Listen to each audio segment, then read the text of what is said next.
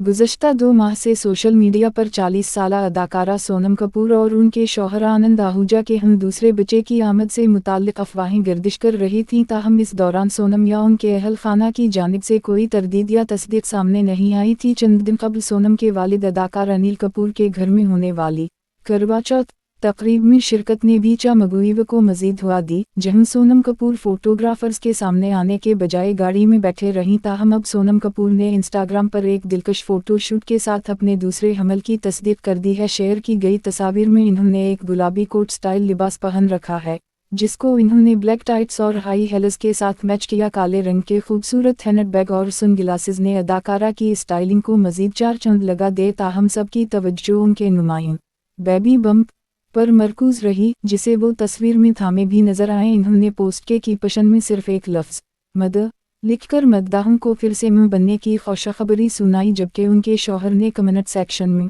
Double trouble लिखकर खुशखबरी को मज़ीद वाज़ेह कर दिया। सोनम कपूर की जानिब से दूसरे बच्चे के आने की तस्दीक के बाद मद्दाहों और साथी फनकारों की जानिब से मुबारकबाद देने का सिलसिला शुरू हो गया।